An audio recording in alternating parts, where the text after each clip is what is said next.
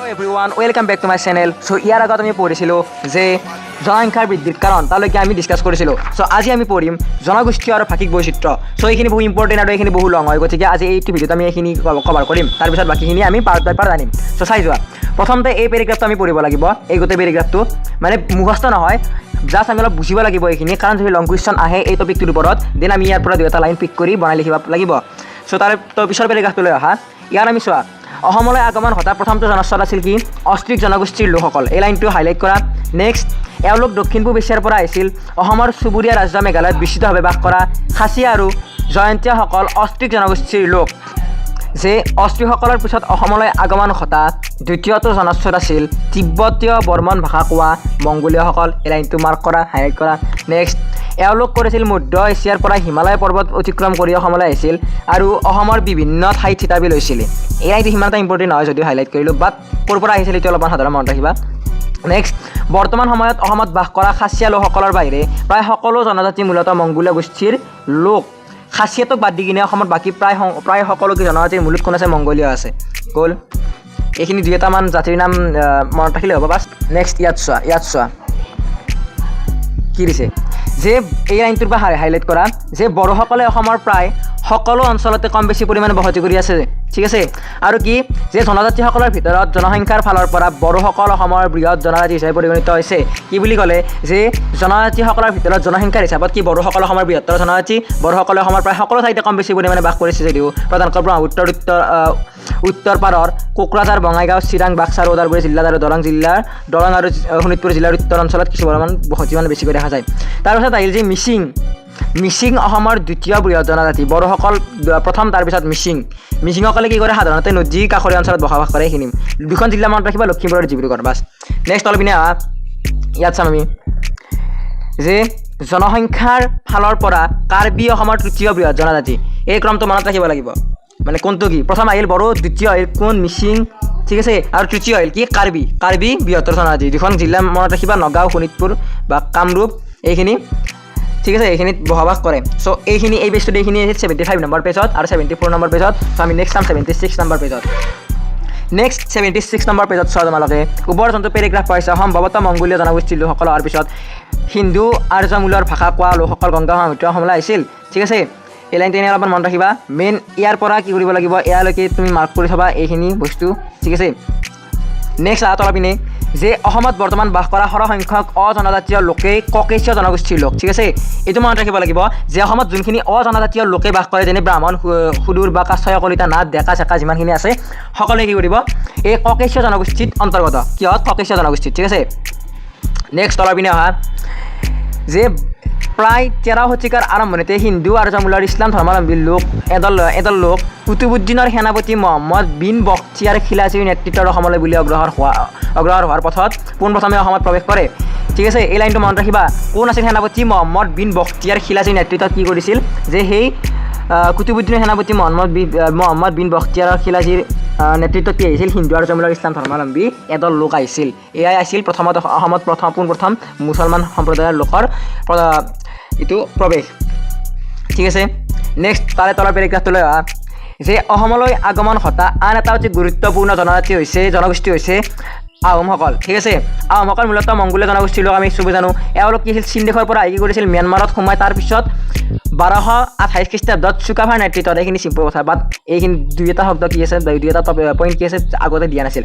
চ' কি কৰিছিল? উত্তৰ ম্যানমাৰৰ চান মালভূমিখন মনত ৰাখিবা। কি কৰিছিল? যে চান মালভূমিৰ পৰা পাটকাই পৰ্বত পাৰ হৈ আহোমসকল অসমলৈ আহিছিল। এইখিনি বাছ হৈ গৈছে এই পেৰেগ্ৰাফটোৰ। নেক্সট অলপ পেৰেগ্ৰাফটো চোৱা। কোচসকলৰ যি দিয়া আছে যে কোচ ৰাজবংশীসকল অসমৰ আন এটি উল্লেখযোগ্য জনগোষ্ঠী। ঠিক আছে। কোচ ৰজা বিশ্বসিংহৰ নেতৃত্বত কোচসকলে অসমৰ পশ্চিম প্ৰান্তত ৰাজ্য স্থাপন কৰি পিছত নামনি অসমৰ বৰনদীলৈকে সাম্ৰাজ্য বিস্তাৰ কৰে। এই লাইনটো ইম্পৰ্টেণ্ট, ভেৰি ইম্পৰ্টেণ্ট। এইখিনি আমি মাৰ্ক কৰি থৰিলোঁ, এইখিনি পঢ়িবা, স্কিপ নকৰিবা। অ'কে। নেক্সট চোৱা। বিশ্বসিংহৰ মৃত্যুৰ পিছত প্ৰথম ৰজাখন আছিল বিশ্বসিংহ। ঠিক আছে। বিশ্বসিংহৰ মৃত্যুৰ পিছত কোন ৰজা হৈ তেওঁৰ পুত্ৰ ৰজা নাৰায়ণ। মনত ৰাখিবা যে বিশ্বসিংহ কোচ ৰাজবংশৰ প্ৰথম ৰজা আছিল। তেওঁৰ পুত্ৰ কোন আছিল? নৰনাৰায়ণ। ঠিক আছে। আৰু কোন আছিল? মহাবীৰ শিলৰায়ৰ পৰাক্ৰমী নেতৃত্বত কোচসকলে নামনি অসমৰ পৰা উজনি অসম পৰ্যন্ত সাম্ৰাজ্য বিস্তাৰ কৰে। ঠিক আছে আৰু এটা মেইন পইণ্ট এটা ইয়াত আছে কি ইম্পৰ্টেণ্ট পইণ্ট যে ৰজা নৰনাৰায়ণৰ ভাতৃ গোহাঁই কমল কোন গোহাঁই কমল এই গোহাঁই কমলৰ নেতৃত্বত কি হৈছিল ব্ৰহ্মপুত্ৰৰ উত্তৰ পাৰত কোচবিহাৰৰ পৰা লখিমপুৰ জিলাৰ নৰনাৰায়ণপুৰলৈ নিৰ্মাণ কৰা সুদীৰ্ঘ গোহাঁই কমল এই সুদীৰ্ঘ গোহাঁই কমল নামৰ আলিটোৱে কোচ ৰাজত্বৰ কথা আজি সোঁৱৰাই দিছে এই বস্তুটো ইম্পৰ্টেণ্ট এইখিনি চ' প্লিজ মই কৈছোঁ অনেষ্টলি কৈছোঁ প্লিজ এইখিনি মনত ৰাখিবা বস্তু গোহাঁই কমল ঠিক আছে এখন কি আছিল যোনখন আলি এটা ই স্থাপন কৰিছিল ঠিক আছে নেক্সট অহা 77 নম্বৰ পেজত ইয়াত প্ৰথমতে চাই যোৱা যে ব্ৰিটিছসকলে কি কৰিছিল অসমৰ শাসনভাৰ লোৱাৰ পিছত তেওঁলোকে প্ৰশাসনীয় অৰ্থনৈতিক দিশত কি কৰিছিল কিছুমান কাম কাজ চলাবৰ বাবে সেই সময়ত কি কৰিছিল বেংগল বিহাৰ উত্তৰ প্ৰদেশ ৰাজস্থান আদিৰ পৰা দক্ষ লোক অনা হৈছিল ক'ৰ পৰা আনিছিল কিন্তু মনত ৰাখিবা অলপ আৰু তেওঁলোক কৈছিল কিছু সংখ্যক নেপালীও আনিছিল ঠিক আছে নেক্সট মেইন পইণ্ট কোনটো যে এইখিনি যে স্থানীয় লোকসকল চাহ খেতিত বনোৱা হিচাপে কাম কৰিবলৈ আগ্ৰহী নাছিল সেয়ে ব্ৰিটিছসকলে মধ্য ভাৰতৰ ছোটানাগপুৰ মালভূমি অঞ্চলৰ জনজাতিসকলক চাহ বনোৱা হিচাপে অসমলৈ আনে আৰু পিছলৈ এই লোকসকল চাহ জনজাতি বুলি স্বীকৃত হয় এই চাহ জনজাতিসকল মুণ্ডাৰী ভাষা কোৱা মূলতঃ অষ্ট্ৰিক জনগোষ্ঠীৰ লোক আছিল এই লাইনটো মষ্ট ইম্পৰ্টেণ্ট একদম বৰ ইম্পৰ্টেণ্ট এই লাইনটো মাৰ্ক কৰি দিম পঢ়িম আমি সকলোৱে ঠিক আছে মিছ নকৰিবা নেক্সট অলপ পেৰেগ্ৰাফটোলৈ অহা যে অসমলৈ আগমন ঘটা আন এটা উল্লেখযোগ্য জনশ্ৰুত হৈছে তেতিয়াৰ পূৰ্ববংগৰ পৰা অহা ভূমিহীন মুছলমানসকল ঠিক আছে ক'ৰ পৰা আহিছিল পূৰ্ববংগৰ পৰা পূৰ্ববংগ বা পূব পাকিস্তান প্ৰায় 19 শতিকাৰ শেষৰ দশকৰ পৰা ভাৰতবৰ্ষে এইখিনি ইম্পৰ্টেণ্ট ৰ'বা ইয়ালৈকে ঠিক আছে আৰু প্ৰথম কি আছিল গোৱালপাৰা জিলাৰ জমিদাৰসকল পৃষ্ঠপোষকতাত আহিছিল এইখিনি মনত ৰাখিবা এইখিনি এইটো পেৰেগ্ৰাফত নেক্সট মানে এটা ইম্পৰ্টেণ্ট নাই চ' আমি এই পেৰেগ্ৰাফটো স্কিপ কৰিব পাৰোঁ পেজ নম্বৰ 78 ইয়াত চোৱা ইয়াত এটা ক্ৰম আছে ক্ৰমটো মনত ৰাখিব লাগিব যে জনসংখ্যাৰ হিচাপত অসমত হিন্দু ধৰ্মাৱলম্বী লোকৰ সংখ্যা আটাইতকৈ বেছি আৰু তাৰপিছতে যথাক্ৰমে মুছলমান খ্ৰীষ্টিয়ান বৌদ্ধ জৈন আৰু শিখ ধৰ্মাৱলম্বী লোকসকল এই লাইনটো মনত ৰাখিবা ইয়াত ক্ৰমটো আছে ক্ৰমটোতো জানাই কেনেকুৱা প্ৰশ্ন আহিব পাৰে চ' মনত ৰাখিবা এই হিন্দু লোকৰ এইটো অলপমান মনত নাৰাখিলে কথা নাই বাৰু তথাপি এই লাইনটো অলপমান চাবা 1900 কিমান আছিল আৰু 2001 চনত ইমান হৈছে বাছ এইখিনিত ইমান এটা ইম্পৰ্টেণ্ট নাই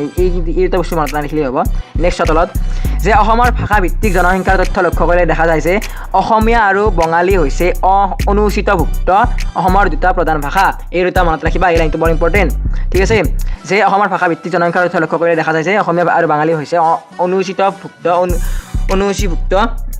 অসমৰ দুটা প্ৰধান ভাষা ঠিক আছে অসমীয়া ভাষা অসমৰ ৰাজ্য ভাষা ব্ৰহ্মপুত্ৰ উপত্যকাৰ প্ৰধান কথিত ভাষা হৈছে অসমীয়া আৰু বৰাক উপত্যকাৰ প্ৰধান কথিত ভাষা হৈছে বঙালী চ' মনত ৰাখিবা এই লাইনটো জানাই কেনেকুৱা ইম্পৰ্টেণ্ট নেক্সট তলত এই লাইনটো যে 1991 চনত অসমৰ মুঠ জনসংখ্যাৰ 57.29% অসমীয়া ভাষী লোক আৰু 21.51% বাংলা ভাষী লোক আছিল তাৰপিছত পৰৱৰ্তী সময়ত 2001 চনত অসমীয়া ভাষী লোক ইমান শতাংশলৈ হ্ৰাস পায় আৰু বাঙালী ভাষা ইমান শতাংশলৈ বৃদ্ধি পায় এইখিনি বাছ তলৰ এইবিলাক মনত ৰখাৰ কোনো দৰকাৰ নাই আৰু বেছি তাৰমানে সিমান এটা এইখিনি পৰা প্ৰশ্ন চান্স কম বা ইয়াত যিখিনি মই মাৰ্ক কৰিলোঁ আজি সেইখিনি গোটেই ইম্পৰ্টেণ্ট চ' একোৱেই মিছ নকৰিবা ঠিক আছে চ' ইমানতেই আমাৰ জনসংখ্যাৰ যিটো টপিক আছিল জনসংখ্যাৰ যিখিনি ডিটেইলছ আছিলে সেইখিনি আমি কমপ্লিট কৰিলোঁ নেক্সট আমি পৰিবহণটো চাম ঠিক আছে পৰিবহণ ব্যৱস্থাটো আমি ডিছকাছ কৰিম চ' যদি চেনেলটো তোমালোক নতুন দেন ছাবস্ক্ৰাইব কৰা আৰু ভিডিঅ'টো যদি ভাল লাগিছে দেন এটা লাইক কৰি দিয়া বহু কষ্ট হয় ন চ' আজিলৈ বাই বাই এণ্ড নেক্সট লগ পাম আমি কালি এটা নতুন টপিকটো কি পৰিবহণ ব্যৱস্থা আজিলৈ বাই বাই